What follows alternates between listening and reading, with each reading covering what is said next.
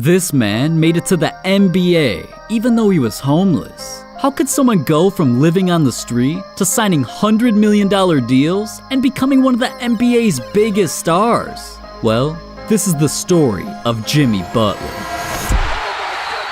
Jimmy's the last person you'd expect to have been homeless, because he was just an innocent kid growing up in one of Texas's richest cities. But at just 13 years old, his life came crashing down.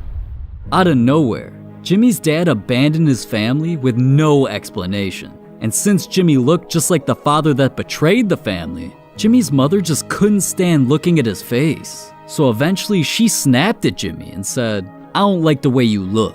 You gotta go," and kicked him to the streets.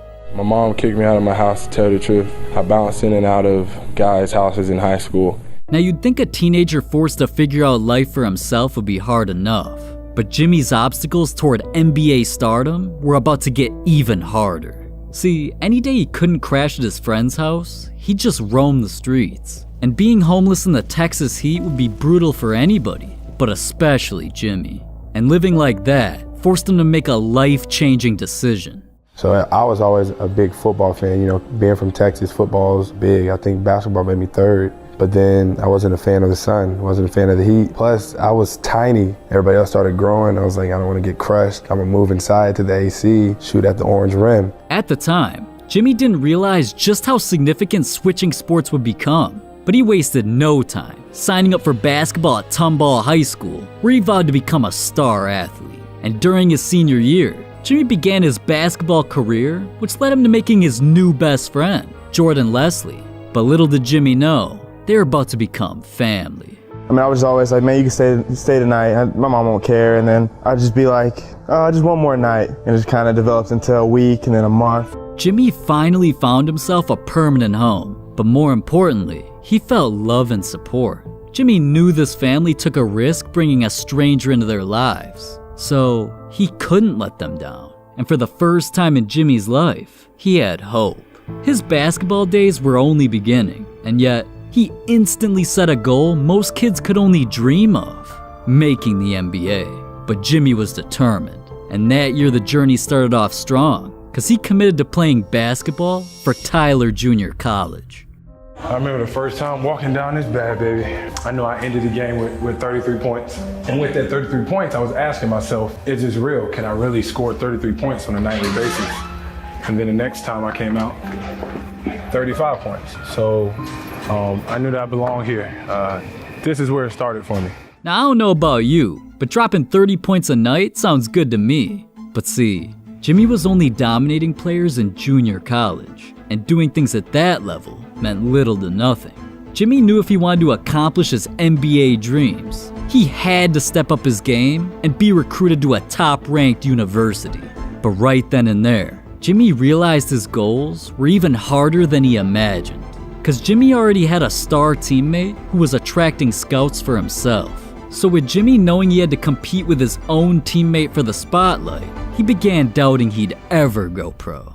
And I was like, man, can I really compete with the best of these guys? You know, if you pass the ball, you might not get the ball. Like everybody trying to get to the next level. Jimmy knew that with so much competition on the team, he already couldn't afford making a single mistake. Especially since his star teammate, who was already committed to Marquette University, was bringing in attention from coaches. And Jimmy knew Marquette's assistant coach, Buzz Williams, always showed up. So Jimmy was determined to make him realize they were choosing the wrong guy. Buzz came in, he was assistant at Marquette under Crean at the time. And he comes up to me, he was like, you know what, if I ever had a head coaching job, like, you would be a player that I would want to come play for me. Now, even though Buzz wanted Jimmy to come to Marquette, everything had to fall into place. And one day out of nowhere, Jimmy's phone rang. I'm the first person he calls, like, he always had told me the truth and all of this. So, you know, without even visiting, I went to Marquette.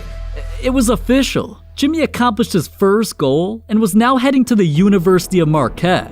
But this was just a small step in the right direction. Jimmy knew the competition here was fierce. The stakes were higher, and if he wanted to elevate to the next level, he couldn't be average. But even though Jimmy wanted to make the NBA, so did all of his new teammates. And the guy starting in front of him was already a star player on the NBA's radar, which led Jimmy to the biggest obstacle of his life. Jimmy panicked. He thought he would never get the playing time to prove himself. And well, he had to think fast. At the time, Marquette's starting guard was Wesley Matthews. And considering Wesley was an NBA prospect, Jimmy felt there was no way he could be better than Wesley, and began feeling his NBA dream slipping away. But see, Jimmy wasn't recruited to Marquette for no reason. Coach Buzz knew the potential Jimmy had and forced him to work harder than all of his teammates. At times, Jimmy was forced to show up for extra drills at 5:30 in the morning. The workouts Jimmy pushed through were inhumane. But secretly, this was all a part of Coach Buzz's master plan to get Jimmy to the big league. He knew Jimmy's story and his goal of making the NBA, so Buzz wanted to be the reason he got there. But ironically, all that extra work nearly made Jimmy quit basketball. Like I was always like, I want to come home. I want to transfer. Like, because he was so hard on me. Like, I was so far away from home, you know, homesick. I'm still a kid. He wanted to go home because I was extremely difficult in coaching him, because I thought that he could evolve into being a guy towards the end of the year that could help us. Jimmy didn't know it yet, but being pushed that hard was about to be his biggest blessing. Behind the scenes, he anxiously waited for an opportunity. But at the same time, Wesley was out there dominating, having the best season of his college career. So 'cause Wesley was on the rise, every single day, Jimmy was pushed to take his game to a whole new level. Until, later that year, Wesley made his way into the NBA, leaving Marquette with an open starting spot.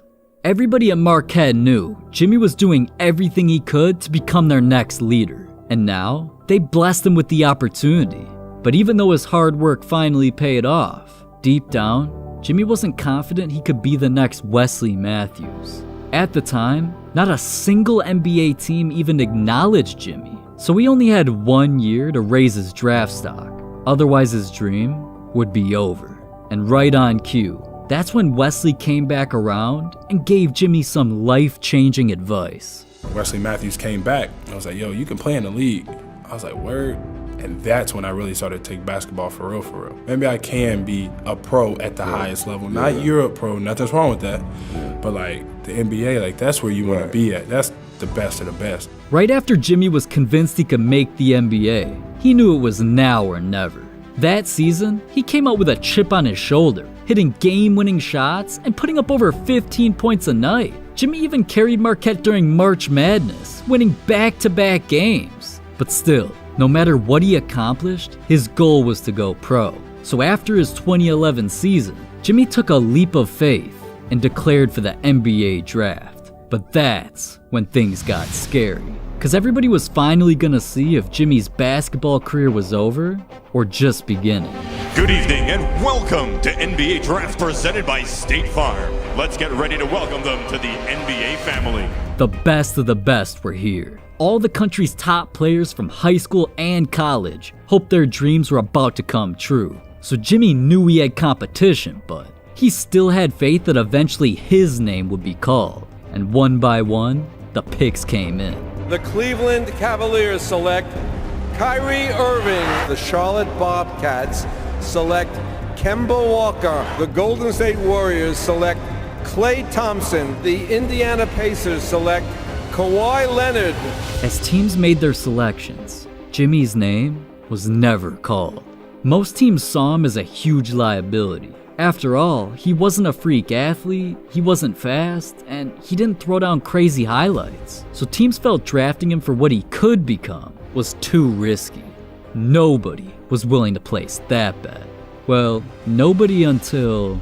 With the 30th pick in the 2011 draft, the Chicago Bulls select Jimmy Butler from Marquette University. I instantly burst out into tears with my mom, because all the people that tell me that I wouldn't amount to anything, that I wouldn't get my degree, I wouldn't go to college, I couldn't be an NBA player. But more than anything, it was I proved myself right. I could care less about proving them wrong. Now with Jimmy officially becoming an NBA player, he realized just making the league actually wasn't the dream after all. It was just a step towards an even bigger goal. Jimmy understood that going from homeless to a professional athlete was a blessing.